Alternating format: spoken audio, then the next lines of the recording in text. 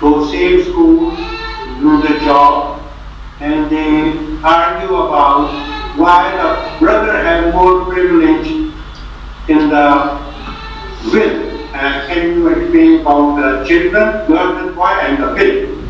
Let me recheck if I got the question right. I guess the brother asked when there is an equal right for men and women, why men are entitled to get the larger share in the will. Is that true, brother?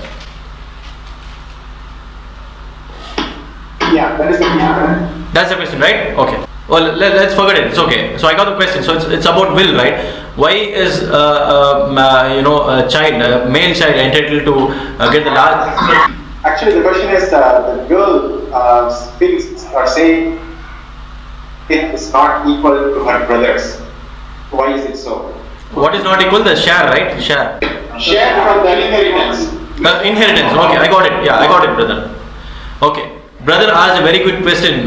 These questions are the ones which predominantly the atheists and the Christians will ask against Islam and say that, see, you claim that Islam is giving equal rights for men and women, but still you do not do that in reality, because when it comes to the property which is inherited by your forefathers or which is inherited by your father, you do not distribute it equally. That's the question what predominantly people use. Like I initially told you, there are some exceptions with respect to the rights given to men and women. Allah says in Surah Al-Nisa chapter 4 about giving an administration to men. Allah has made the men as administrators because they are bound to take care of the family. Allah has given certain things which is more than what He has given to the women. It is only because he is entitled, it is only because he is obliged to take care of his family. So that's an additional thing what Allah has put upon responsibility. In a sense, there are responsibilities for everybody, like Prophet Muhammad said, "Kullukum ra'in wa kullukum mas'un ra'iyatihi." Every one of you is having your own responsibility, and Allah will ask about these responsibilities in the hereafter. So if it is a woman, for the woman, the responsibility is not to earn and take care of his children, or not to give him education or anything. It's not the responsibility of the woman, the wife. It's the responsibility of the husband, who has to take care of his family in terms of financially, educationally, or whatsoever it is. Anything with respect to financial needs, it has to be satisfied by the husband, because he is obliged to do that. At the same time, it is not which is prohibited in Islam for that for a believing woman to go and work. It is permitted, but at the same time, the husband is obliged.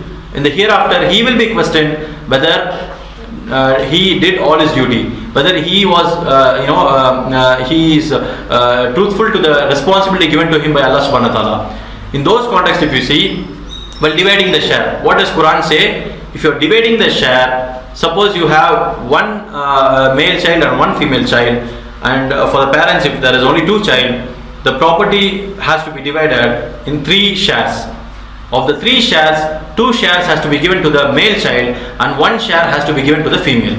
And why is it done? There are ample of reasons behind that. Firstly, like I told, the responsibility what is given for the male child is not the same as what the responsibility is given to the female child. As far as the male child is concerned, tomorrow if he gets married, he is obliged to take care of his family, his wife, kids, or his spouse, his kids, or their financial needs, their education, or whatsoever it is, what is going to follow. Apart from that, he is also obliged to take care of his parents. But at the same time, if you see the women, if you see the female child, after she is born, if she is married into a different family, she is not taking anything to any responsibility other than safeguarding their house. She is only entitled to safeguard her house and not permit anybody who the husband does not will. She is responsible for taking care of the kids. That's it. But financially, she is not in a dire need to take care of his family. Thirdly, if you see, after the husband, after the son and daughter are married, the daughter is married to a different family where the daughter is a wife for another person. So in that family again, the husband of this daughter, rather the in-law, your in-law will be given 2 shares like how your son was given.